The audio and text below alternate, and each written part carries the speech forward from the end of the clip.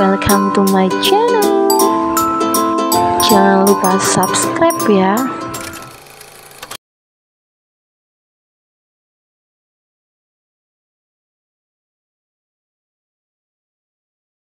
Devano sampai di rumah. Begitu masuk, Flo langsung menudungnya dengan pertanyaan. Dari mana saja, Kak? Kenapa nggak pulang? Semalam tidur di mana? Kamu ya? Aku baru juga pulang. Udah kamu todong pakai segudang pertanyaan. Aku mencemaskan kakak. Kenapa kakak nggak bisa dihubungi? Kalau kakak ingin menginap di rumah teman, setidaknya kakak kasih aku kabar. Flo, bisa tidak? Sehari saja kamu tidak membuatku kesal. Lama-lama aku nggak betah di rumah kalau kamu begini terus. Kalau bagi kakak masih perhatian ke aku memang sulit, setidaknya kasih Dava perhatian. Dia nggak salah. Dia tetap anak kakak, apapun yang terjadi. Kamu ingin aku memaafkan kamu? Apa yang bisa aku lakukan untuk itu? Bawa Verlin kembali ke rumah ini. Kembalikan semuanya pada tempatnya. Pagi Verlin hari ini sangat berbeda. Sepi yang dirasakan setiap pagi setelah ibunya pergi, karena biasanya kalaupun Evan datang dia hanya menjemput. Hari ini tidak ia rasakan. Setelah masak spaghetti bersama, mereka menyantapnya sepiring berdua. Lamaran Evan dan ajakan Verlin untuk menikah mengubah semua kecanggungan yang ada. Meskipun bersaya kamu masih menjadi pilihan mereka. Bapak mau mandi di sini, tawar Verlin. Boleh, tapi yang ada air hangatnya kamar mandi di kamar saya, Pak. Boleh saya mandi di sana? Verlin mengangguk. Ia membereskan bekas sarapan kemudian mencucinya. Setelah itu mengajak Evan ke kamarnya untuk mandi. Begitu di dalam kamar, Verlin mengambil handuk bersih kemudian memberikannya pada Evan. Ini handuknya, Pak. Saya akan mandi di kamar mandi luar. Air dingin. Terkadang saya memang suka mandi air dingin. Verlin memilih salah satu setelan baju dari dalam lemarinya. Ia akan langsung mengenakannya di kamar mandi nanti. Tiba-tiba saja dengan iseng Evan mengambil pakaian dalam milik Verlin. Wanita itu merebutnya kembali. Ih bapak, ngapain sih pegang-pegang punya saya? Pegang ini dulu sebelum pegang isinya, canda Evan. Bapak, atau apa kamu bolehin saya pegang sekarang? Mandi bareng yuk. Berhenti menggoda saya, Pak. Meskipun saya sudah setua ini, biasanya kepolosan saya masih suka muncul. Kepolosan berwujud kamuflase ya, Fer? Tawa Evan terdengar. Sudah sana bawa mandi. Saya juga mau mandi. Oke. Keduanya memutuskan untuk mandi di tempat yang terpisah. Sebrengsek-brengseknya Evan, dia memang selalu menghargai wanita.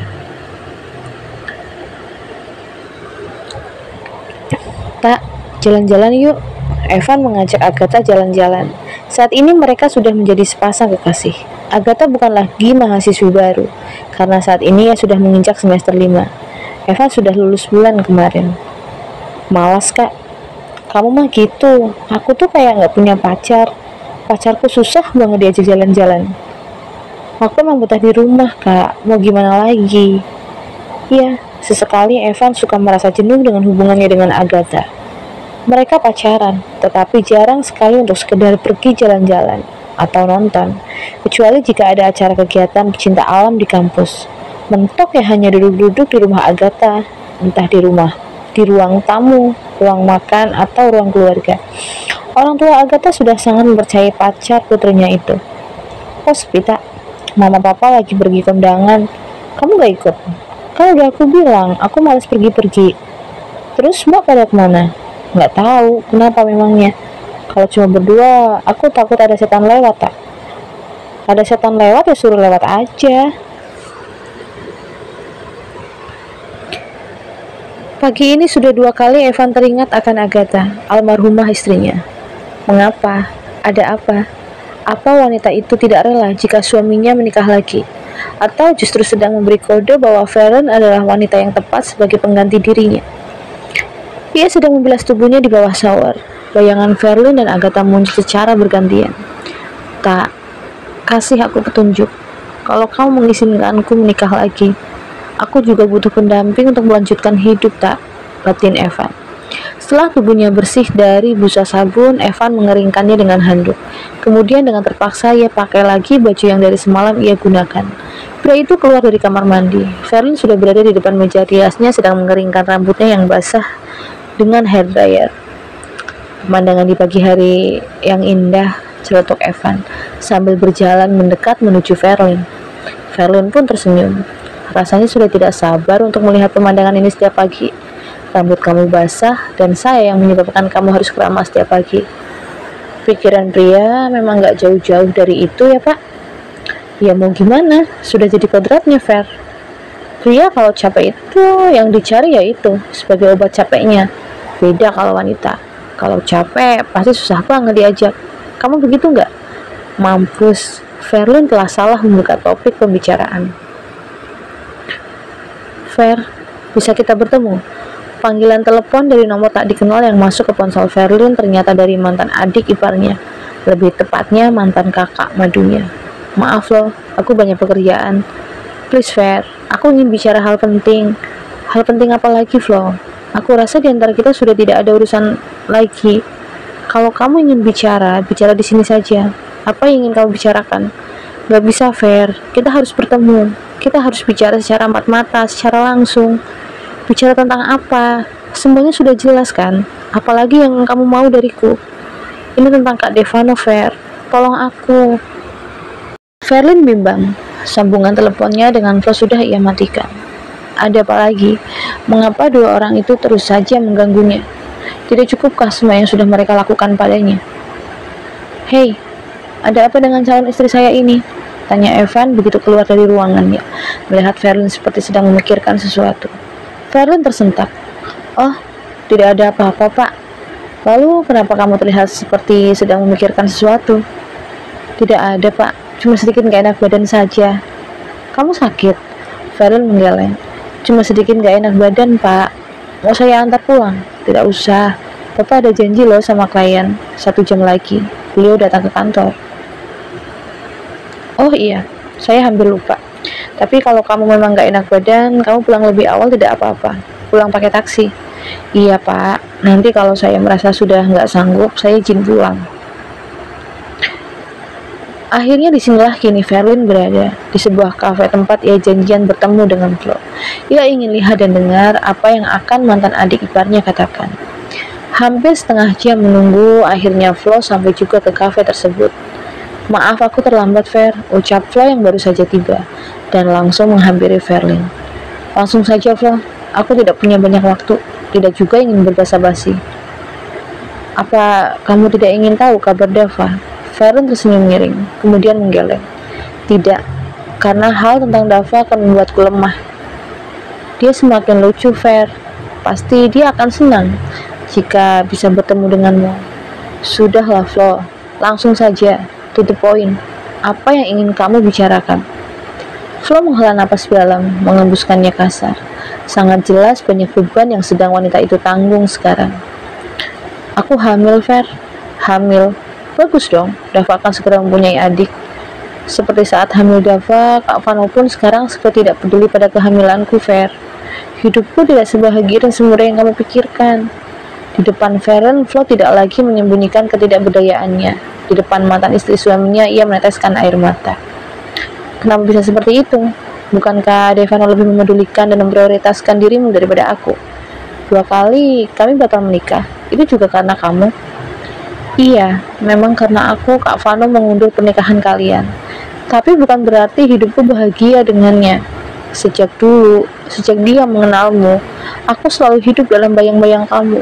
Aku yang ada di depan Kak Vano, tapi kamu yang selalu ada di pikiran dan hatinya. Kenapa kamu betah? Karena aku mencintainya, Ver. Bodoh. Kamu bodoh, Flo. Sekarang apa artinya perasaan cinta kamu, kalau pada akhirnya kamu hidup tersiksa? Dulu, saat aku hamil Dava, setidaknya aku masih bisa merasakan kasih sayang Kak Vano. Setelah melahirkan pun, aku masih bisa merasakan bagaimana rasanya menjadi ibu baru. Karena Kak Vano bertindak wajar seperti suami pada umumnya. Tapi semenjak kalian bercerai, semuanya berubah. Kening Verlin berkerut. Berubah? Iya, bukannya semakin mencintaiku, Kak Vano justru semakin membenciku. Dia seperti monster. Baginya, akulah yang membuatnya akhirnya memutuskan untuk bercerai. Bagaimana bisa? Verlin tidak habis pikir.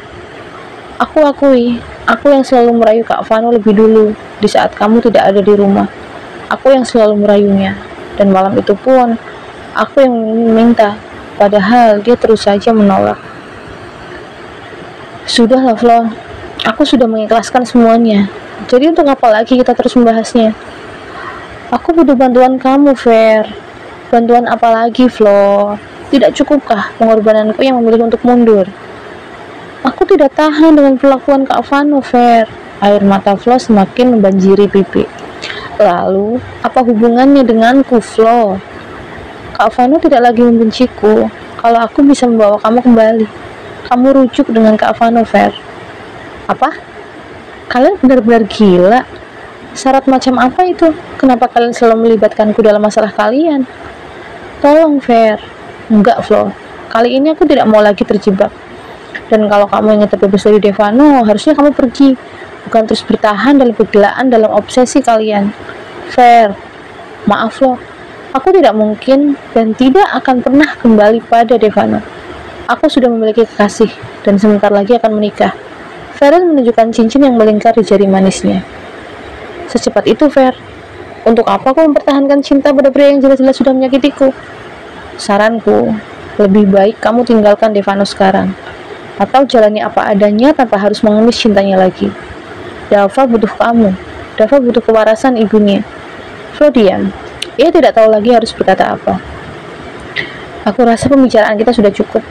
Bilang pada Devano, tidak perlu melakukan apapun untuk membuatku kembali. Karena sebentar lagi aku akan mengundang kalian di pernikahanku. Jangan lakukan hal apapun yang jelas hanya akan sia-sia. Verlin berdiri kemudian meninggalkan Flo yang hanya bisa menangis. Menangisi takdir yang tidak berpihak padanya. Setelah bertemu dengan Flo, Verlin langsung kembali ke rumah. Di depan rumah sudah ada Evan yang duduk menunggunya. Bapak di sini? Tanya Verlin, merasa tidak enak. Tentu saja, tadi calon istri saya mengatakan tidak enak badan. Jadi begitu meeting saya selesai, saya langsung ke sini karena saya mengkhawatirkannya. Maaf Pak, tadi saya harus menemui teman saya. Penting ya? Verlin meringis. Sedikit. Ya sudah, buruan masuk. Mendung, hawanya dingin juga. Nanti kamu masuk angin. Perhatian sekali Bapak. Harus dong. Kamu tidak akan rugi menjadi istri saya, karena kamu sudah pasti akan menjadi ratu satu-satunya di dalam istana dan hati saya.